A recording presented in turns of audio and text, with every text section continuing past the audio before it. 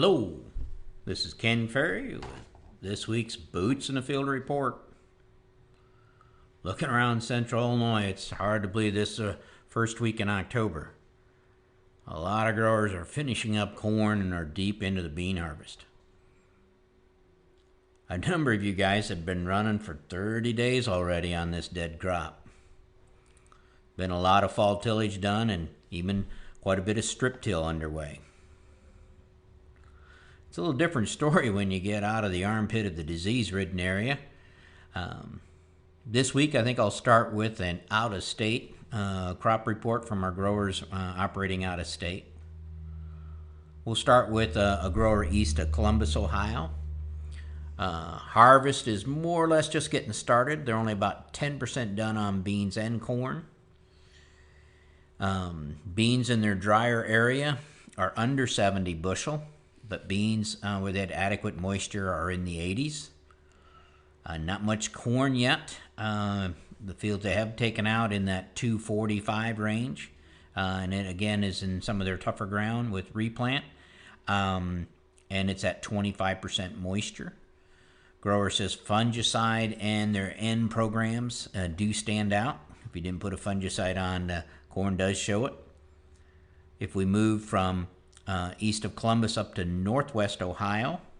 Again, not much at all of corn harvest done there yet. Moisture is in that 21-27%. But stalk rot is now becoming pretty prevalent in the corn. Seeing bean yields in the upper 50s to low 70s. But they are seeing some 15 to 20 bushel swings in beans as they go through the field. Better soil, better drainage is where the higher yields are coming from.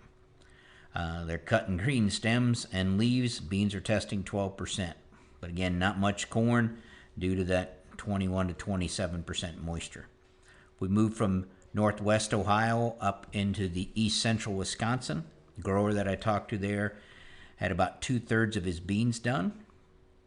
And the beans were stronger than they thought they would be. They are going to be above their APH. Moisture on those beans running about 11%. Again, not much corn harvested there. Most corn is at 25%, but all still passing the push test. And he believes it's going to be well above their APH when they get into it. If we jump on over into north central Iowa, the grower I talked to up there said the beans are 1/2 to 2/3 done, running in the low 60s to the low 70s. And he said they're about 5 to 10 bushel better than they thought they would be, especially with the white mold and sudden death issues. Corn only about 10% done. The diseased and down corn is in that 230 range. The corn that's green and standing is 240 plus. He also said that side dress and fungicides seem to be making a big difference in their area. Move down to east central Iowa. Beans are really strong. The grower I talked with there has had no fields in the 70s yet. The fields have been running in the low 80s to the high 80s as far as field averages. Maturity ranges from 1.8 to 2.8, but he said maturity is not making much difference in yield. Just getting started in the corn, taking out 100 to 103 day corn at 18% with field averages in the 250-260 range. Full season corns in that 107, 114 are still testing in the 23% moisture range. Their seed corn yields were also strong in that area. Moved down to southeast Iowa. A grower that I spoke with was done with beans. They had planted 2.5s to 3.5s, and the later maturing beans actually yielded better. The 2.5s were in the 65 bushel range, while the 3.5s were in the 75 to 80 bushel range.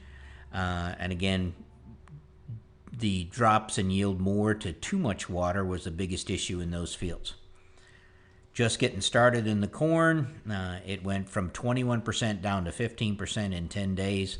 And where he was working at, when I talked to him, look at about 250 bushel corn. Looks like fungicide he thought was adding about 20 bushel, and side dressed in is looking really well as far as keeping that corn green longer. In all, there's a lot of Midwest corn harvest to go on yet, but it looks like the yields are going to be good and dry.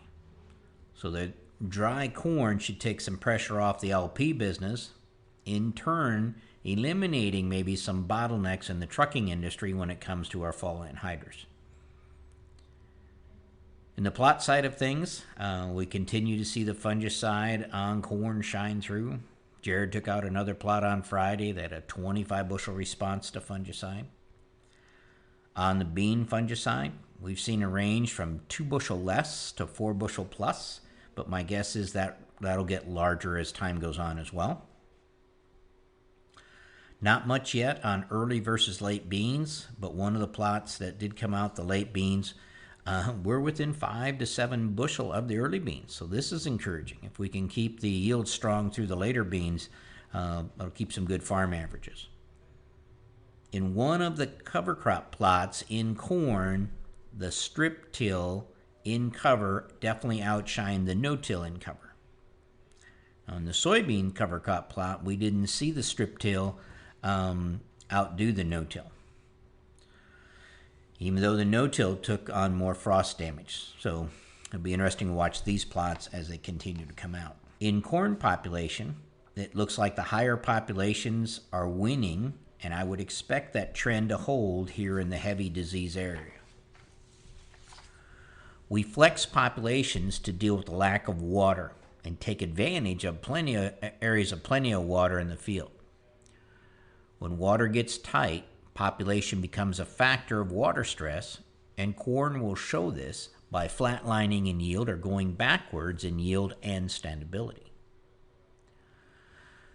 But in many areas, this corn did not die due to lack of water or water shortage. It died suddenly to disease, not being able to take advantage of the water that it had at its disposal. When this corn died without pushing everything it could in the kernel to get the highest potential for that yield, water wasn't going to make a difference. So if you had 28,000 plants die early with poor test weight compared to 38,000 die with poor test weight, 38,000 is going to win. I expect we'll see population increase yield on a linear line this year in the areas where all this corn died earlier. There's just more grain out there that we can bring back. We're gaining a ton of good information this fall, but it's going to need to be sorted through very careful to see what it's really telling us. Location management will need to be studied as closely as the plot results. This year, we're making fertility, population, hybrid decisions off of plots 2 counties away. Might lead you down a rabbit hole you can't get out of. So as you're looking at different things that are expressed in plots, the background information is going to be crucial. It will make for some intense winter meetings as we sift through the carnage of the bad areas and compare it with the marginal and good areas. Be careful making any major changes to your operation off of one disappointing year. If your past plan has been working, don't throw out what you know for something that you don't know anything about or something that's unknown. At the same time, we'll have to take what we learned this year and apply it to our contingency planning for years to come. Learning from and remembering the past is how we improve the future. You guys are doing a good job on calling in your fields for the testers to keep cleaning them up, so let's keep that up. As we move towards the end of plot harvest, things tend to tighten up, so don't forget to give us as much heads up as possible on the plots out there you want us to help with. To stay up to date, check out our website at croptechinc.com and subscribe to our podcast, Boots in the Field Report. Keep her safe, keep her moving.